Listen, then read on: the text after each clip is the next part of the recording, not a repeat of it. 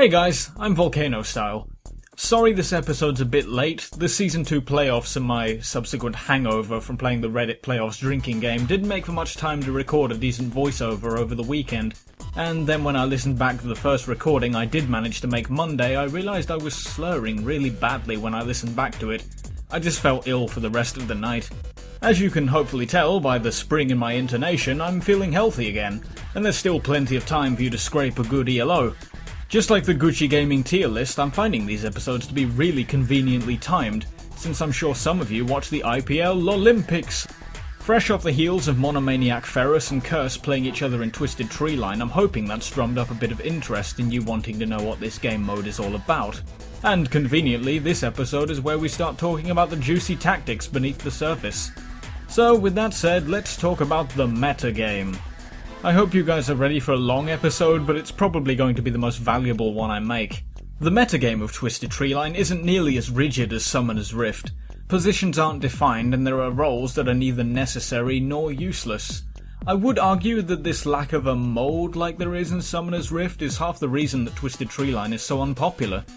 That said, even Summoner's Rift isn't completely rigid given the amount of lane swaps we've been seeing in tournaments recently. And it isn't like people just stay in the same lane for the entire game. Well, at high ELO at least. That said, here's the general layout for the Twisted Treeline meta. All three interact in one way and eventually turn into the central meta when the game reaches a certain point.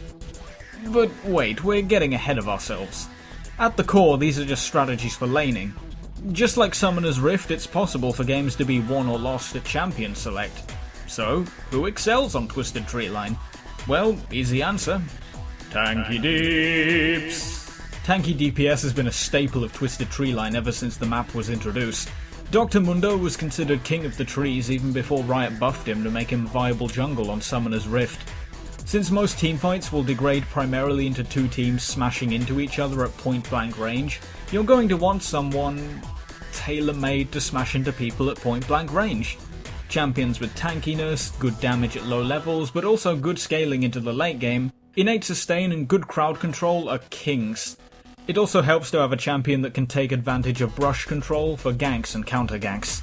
As of this video going up, the most common bans I tend to see are Jax, Tryndamere, Lee Sin, Darius, Malphite, Rumble and Rengar, which leaves champions like Riven, Xin Zhao, Mundo, Renekton and pretty much anyone you'll see in Summoner's Rift top lane open. As I've said before, Twisted Treeline has more gold per creep than Summoner's Rift does, and with less roles and champions to shut certain characters down, then it's not unnatural for... Well, I'll tell you what, let's use a professional player as an example. If I was to say Teemo, which pro player would you think of? The Rain Man, right? Why is the Rain Man the only pro player known for Teemo if he's renowned for making him work so well? Why don't the other pros use him? Well, Teemo is a champion who, due to his lack of range, doesn't work well as an AD carry, but because of this, he's also a really good top lane. His kit excels at going toe-to-toe with an enemy bruiser, wearing them down, and generally being... Teemo. The problem is that, as great a lane bully as Teemo is, he can only do so much in a 5v5 situation. But Teemo is, no hyperbole, the most common pick I see in Twisted Treeline, because factors of Summoner's Rift that make him weak are missing and factors that make him strong are amplified by Twisted Treeline, including being an annoying little fuck. And there are other champions just like this. It's an interesting topic and I plan on making a video dedicated solely to Teemo in the future. Now, as I was saying, there are three general tactics before the late game that lead into a fourth at some point. There's also a super secret fifth that you can do if you're playing in a tournament and you're worried about the servers going down. You have to... The three general tactics and lane setups are as follows: Standard, Duo top lane, and Jungle, with all three at some point turning into the imaginatively titled 3-man gank squad. Much like rock, paper, scissors, you'll see I've indicated what I believe counters each. But this only applies to the early game. Twisted Treeline is a game of farm and early snowballs, so don't get complacent and think you've won just because of your setup. It depends on what you do with it and what the enemy does to work against it. So, let's talk Standard. If you've played any game of Twisted Treeline, you'll know that the standard lane setup for Twisted Treeline is to send a solo into the top lane and a duo into the bot lane. Why is this? Well, the duo bot lane is simple enough. The addition of the two routes at the centre of the lane means there's more brush to take control of, and since a duo is most likely to push the lane, it means it's easier for a duo to shove the creep wave back and easily vanish without it being obvious. Not only that, but one can go to gank or do jungle creeps, or whatever they want to, and they won't leave the turret undefended, so they'll have the means of returning or ganking from behind when they get back from their other objective. Even though this is a duo lane, there's still the same problem that there is on Summoner's Rift bot lane. There's less reliable sources of farm than there are team members, at least if you're going to be running two in a lane. There's a bit of a difference between 4 team members in a support and 2 in a support. So when picking duo champions, keep in mind what you're looking to accomplish. Are you the one that's going to be getting most of the farm, and can you do that safely? If not, then what's your role? Dedicated healers and shielders are only going to get so far once you get into the mid and late game, so try not to go into a purely support mindset. That said, supports themselves aren't bad picks. Lulu is probably the most common AP pick I see. AP Soraka and Janna can be fun flavor picks, and the narrow passages of the jungle make Blitzcrank a terrifying opponent. Generally though, your priority is pressure on the enemy champions. Pantheon and Teemo are very common duo bottom picks because of their ability to safely harass from a distance, and since Pantheon has some nice ranged hard CC, he's handy to have if he plans on committing for a kill. Top lane is, for all intents and purposes, your carry. I tend to refer to it as the kill lane because, as I mentioned in episode 1, if you get caught out, unless you can jump the wall, then a lot of the time the only way past an enemy is through them. With solo lane experience and gold and easy access to top jungle where the buffs are, a solo top is naturally the one who's going to scale hardest. When choosing your top lane, consider who you feel comfortable with going for kills before level 6, even if it means as early as level 1 or 2. Someone who, even if you have to flash the wall yourself to chase, you're certain you can get first blood with. With the nature of Twisted Treeline leaning towards everyone as a carry, potentially, think about who the enemy top lane is likely going to be and switch if you have to. Make sure it's an early switch though. The first creep wave of Twisted Treeline is worth enough experience to get you to level 2 if you get experience for every creep, so missing out on a single melee minion might set you back further than you think. The second metagame is an inversion of this, as the name states, duo top lane. When it comes to picks, the same rules apply. You want a team that focuses on brush control, harass, and if possible picking up a kill. The strength of this lane is that you've put the pressure on the enemy top. They're not going to be able to vanish so easily into top jungle to pick up buffs or even Ebon more if there's a constant pressure on their turret. The other strength is that, in the case of the jungle, there's not the 2v1 vulnerability in an otherwise difficult to escape lane. This also means that your priorities for the solo bottom have to change. Since you're unlikely to be walking into 2 opponents looking for a kill in the early game, you have to prioritise your sustain and lane control over the ability to pick up a kill. Someone who ideally can hold or even shove a lane just as quickly as the duo they're against once gold starts rolling in. And most importantly, someone who isn't going to be picked off easily even with all the harass the duo will be throwing against them. Someone that still contributes to a fight if a gank happens. Mordekaiser and Yorick come to mind as obvious candidates for this, but you can also get away with a Renekton or something along those lines. You'll notice in the counter triangle I have this listed as a counter for the jungle but weak against standard. This is mostly because while both teams have the same general goal in mind, going duo top means making a concession that standard lane hasn't had to make. Duo top is ultimately a defensive strategy. Let's look at it from the perspective of the standard team. The duo lane isn't afraid of a solo champion whose resources are dedicated almost entirely on just holding the tower, and the solo knows he's not going to get his kill, so instead he'll just hang back. You've denied the enemy's kill lane and will likely continue to deny them experience and gold, but they're unlikely to play dumb enough to give up a kill outright, and you've given up a kill lane of your own in the process unless you ran someone dedicated to getting the kill.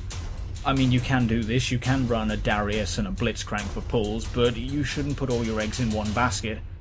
The best strategy for the enemy to counter this would be to switch to a duo top lane themselves. It will mean a little bit of golden experience lost during the swap, but otherwise the game will be completely equal as far as possible escape routes and options for the bot lane, and brings the kill lane capacity back with an extra brush from bot lane. If you're going to be running a duo top lane, then make sure at least one of you is warding at red buff, since the bot lane is likely going to be too pushed or too afraid of walking into 2 people to do it themselves. Since you're in the top lane and you're the one most likely to push, you're still susceptible to being pincered in by the enemy duo. And if you feel safe and confident in your ability to kill top creeps, then feel free to give your lane partner a solo for a little while you take a buff camp or even a minor camp. Maximize your map control and objective control, as well as your own experience and gold for the team. Finally, there's jungling. I've already been through how tough the jungle is compared to Summoner's Rift, so I won't dwell on it. Jungling is just as viable a strategy as the other two tactics, but the key difference between Summoner's Rift and Twisted Treeline is that it's possible to treat the jungle as your primary source of gold and experience, and it is possible to farm yourself to a level that you can carry the team. Most champions can jungle once they get a few items and a little experience, but I'm talking people that are going to be dedicating themselves to the jungle from level 1. There's only a handful of champions that can do this. Just like Summoner's Rift, you want someone tanky with good clear times and ideally with some decent crowd control as early as possible for ganks. As good as mobility is, you shouldn't be afraid or adverse to starting a cloth armor and 5 health potions, especially if you're afraid the enemy team is going to be coming for a fight. Not only that, but getting that Madrid's Razor earlier is going to be a godsend. One thing I would suggest is foregoing 2 of your health potions for a ward and placing it at red buff around the 1 minute 20 mark. Since early game ganks are going to be the most brutal, having a bit of ward coverage is going to help, and placing it before minion spawns means it's probably going to pick the enemy team up if they come to invade your jungle from the midpoint. Gank and clear routes are affected by the good old Season 1 trait of can my champion do the buff camps without a Madrid's? And the answer is no! In fact, the camps are even harder than those were because at least when you finished doing Old Lizard you weren't afraid of the little lizards killing you the same way you should be afraid of the wolves or the wraiths. If you're going to attempt this, you're going to definitely need a leash, or at least some persistent DPS from your teammates. Otherwise, the closest thing you're going to see to an actual jungle route is this. Take the lower jungle minor camp with help from your teammates, since this will give you all a little boost of extra experience, and it'll be just enough so you'll get to level 2 if you get a wolf camp in the top jungle. When you go to top jungle, if you find you have golems waiting for you, don't be adverse for using your smite. If the enemy team doesn't have a jungle, swing around the top brush and take the other minor camp. You should have chugged at least 2 health potions doing this. Once you've done this, you're in prime position to swing right around the back of the enemy top lane, so if you think you can do this and get a kill, then by all means go for it. Otherwise just recall and start the loop again. It might feel slow, but once you get that Razor you'll be able to do the much juicier buff camps, and then you'll keep the pace and become a real threat. Ideally you'll spend a little extra gold on keeping that ward on Grez up. Pink wards if you have to. I'll give you the Cliff Notes version of champions I think are strong junglers. Jax's Counter-Strike is his best form of sustaining himself at level 1, but it's also his ganking tool as well, and having an AoE stun on his team right off the bat is going to make you feel willing to fight an enemy team if they invade when the game starts. In fact, you might just go looking for a fight yourself. His passive and Empower give him great clear times, which are only going to get faster as soon as he gets a Madrid's, making Jax one of the best junglers when it comes to doing Ebonmore before level 6. Getting great benefit from both Wolf and Gast, and being able to carry the team late game himself, there's a reason Jax is a top Twisted Treeline ban, jungle or not. We're really getting retro with the Warwick jungle. Great sustain and good clears, suppression ultimate and attack speed active that affects the entire team, so that's great for Ebonmore. And because Twisted Treeline is so small, Blood Scent covers a huge portion of the map. Warwick's a good jungle for beginners as he always has been. He still suffers from the same problems he's always had as well, which is a lack of crowd control other than his ultimate, and the lack of blue buff really does hurt him if you intend on maxing his Q. But if you get a perfect pincer with a top lane who does have some crowd control, you should snowball okay. Shyvana is generally accepted as the number 2 jungler. She's tanky, she has great map mobility, great clears, and a gank by dragon forming over a wall is a beautiful sight. Just like Jax, Shyvana turns into a real teamfight presence in the late game, but the problem is getting there. She doesn't have the quickest or safest of starts, but once you get a Madrid's and a few levels on her though, she's just going to snowball and destroy creep camps. Just like on Summoner's Rift, if there's a box you want to tick for junglers, then Lee Sin ticks all of them. The number of walls to hop over with either his Q or his W makes Lee a presence wherever he wants to be, whenever he wants to be. Not only that, but since Resonating Strike is manaless, he's great for brush checking if you're worried about the enemy being there. AD Scion is more of a niche pick, but he's a surprisingly good one. While not the most mobile champion, you can make up for that with Ghast buff, and starting with attack damage runes and masteries and getting his E at level 1 gives you an absurd amount of attack damage. With Wriggles and his ult, taking Evermore is trivial, and in a big mid-game teamfight, you'll be surprised at how good Sion is at actually keeping his team alive with the heals from cannibalism. Finally, there's Nunu, undisputed jungle king. Now, Nunu is incredible because he can do this. By Ghast, I'm going to go gank top lane now the enemy is only level 1 and I have Blood Boil. Nunu's versatility of build and speed with Blood Boil make him good for any role your team needs. AP, jungle, you can even build him as tanky DPS if you go like, I don't know, Wriggles Triforce, something like that. Ideally what you'll want to do is ration the camps to yourself. Now, what I mean by this is rather than taking a needless amount of damage from staying and clearing a camp, be proactive with your time. Consume and smite a big camp and then go gank. If the gank's not successful, then go back to the camp and consume one of the big creeps. It should be off cooldown by the time you get back. Once you've done that, gank again. Just keep doing this over and over again and just ration the camps to yourself. Don't waste time if you can just consume it later. Even if there's an enemy jungle, just be a bully and deny them by just going over and eating a creep. Especially if you're worried about them scaling well enough to carry. Nunu's the character I play as my main on Twisted Treeline, so I'll almost certainly be making a short video about him like I will be with Teemo. Obviously there are more junglers like Shaco, Rammus, Udyr, Fiora, Volibear I've seen before, but these are just the junglers that I have personal experience with, so it's best that you experiment yourselves. If you know how they jungle, then just jump in and try it out. Okay, so you've picked your team composition and you've loaded into a game. What do you do? What do you do? Well, treat it like a flowchart. The first question is, can your team win a 3v3 teamfight at level 1? And the second question is, does the enemy team think they can? Ask this question every time you start a game, even on the loading screen. The vast majority of Twisted Treeline games will start out one of 3 ways. Like this, or like this. You'll notice in all 3 cases, getting visibility on the enemy is problematic. Keeping it is even harder. If the enemy has a jungle, consider where they're most likely going to start. If you think they're going to try for a buff camp with their team, then consider the best way to try and swing around the back of them if you want to counter gank. If you think they're waiting at the middle jungle minor camp, think of how you're going to attack. And if you're at your own minor camp, consider the areas that you have to stand to keep visibility without being caught out yourself. It's possible for enemies not to come just from the central jungle. They can also come round from the top lane or even behind you. I remember one game where the enemy somehow managed to gank our team without us having vision until they were actually in the brush with us, despite us thinking we had every possible entrance covered. It wasn't until I asked a friend who was spectating how they did that and I realised it's actually possible to get between the 2 turrets and down into mid-jungle before minions spawn without giving vision through the top lane if you're careful. Try it yourself in a custom game with a friend on the enemy team, see if you can circumvent the fog of war that way. A common tactic I see done by beginners, and by this I mean a common misconception by beginners, is that the best tactic is to rush the bottom lane and sit in the brush as 3. I can understand what you're trying to do, but it's suboptimal in every possible way. Let's count the reasons why. 1. Literally every other starting tactic cannot possibly fall for this. Regardless of whether the enemy team is defending their jungler, looking for a kill, or just sitting at their turret waiting for minions to spawn, there's no chance of an enemy champion running into you unless they really think that getting vision of that bottom brush is crucial. In fact, the only reason they'd consider it is if they're looking to do the same tactic themselves.